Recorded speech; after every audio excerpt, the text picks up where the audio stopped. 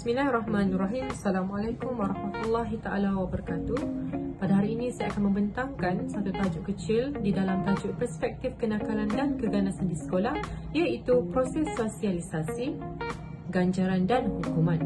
Sebelum itu, izinkan saya untuk perkenalkan diri saya. Nama saya Mahasiswa Fanmin Azmat, nombor matrik D20231106766. Dakwan ke atas banyak sekolah sebagai institusi penghasil kenakalan nampaknya tertumpu kepada dua jenis tuduhan. Yang pertama, bahawa sekolah tersebut telah gagal sebagai institusi sosialisasi, iaitu kenakalan terhasil kerana golongan muda belum mengajar kemahiran sosial yang membolehkan mereka berinteraksi dengan sewajarnya dengan rakan sebaya dan orang dewasa.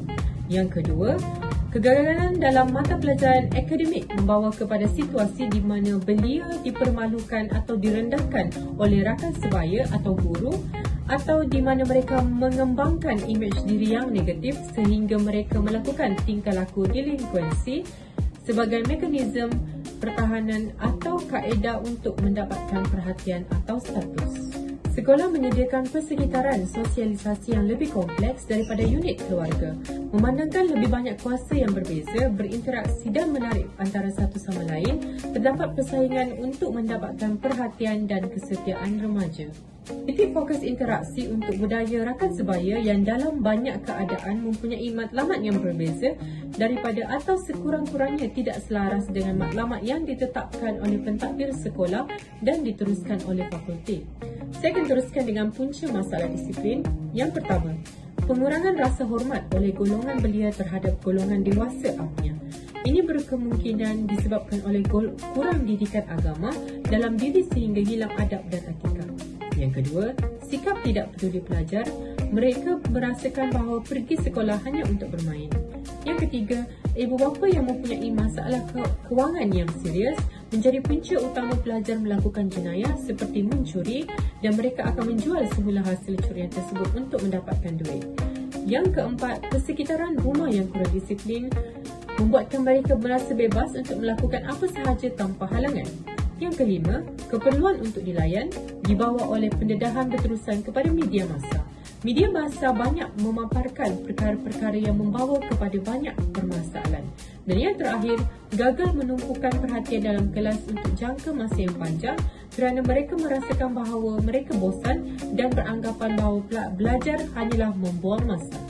Terdapat beberapa kesan jika masalah disiplin ini terus berlaku. Yang pertama, pelajar akan mengalami kegagalan dalam peperiksaan di sekolah. Yang kedua, pelajar mula tidak mematuhi disiplin dan akan dilabel sebagai pelajar yang berimej negatif. Yang ketiga, kes sekolah akan meningkat, terutamanya kes buli. Seterusnya, sekolah berfungsi sebagai pencegah kenakalan dengan cara memberi peluang kepada pelajar-pelajar untuk menyertai program kokurikulum. Banyak kepentingan yang pelajar-pelajar ini boleh dapat, antaranya mengembangkan kemahiran diri dan nilai seorang pelajar. Yang kedua, meningkatkan kesihatan mental dan fizikal. Yang ketiga, memupuk minat dan menyerlahkan bakat yang dimiliki. Yang terakhir iaitu peranan sebagai seorang kaunselor. Sebagai seorang kaunselor, kita perlu menolong pelajar untuk memahami dirinya dalam hubungannya dengan dunia sosial dan psikologi di tempat dia berada. Yang kedua, menolong pelajar untuk bertingkah laku yang sesuai dengan bakat, minat, sikap, kebolehan dan peluang untuk penyempurnaan diri. Dan yang terakhir, membantu semua kaki tangan sekolah untuk memahami perlunya orang perseorangan dan memberi maklumat tambahan dan bantuan perundingan bertujuan untuk membantu supaya lebih memahami lagi tentang pelajar. Sekian itu sahaja pembentangan daripada saya. Terima kasih. Jumpa lagi.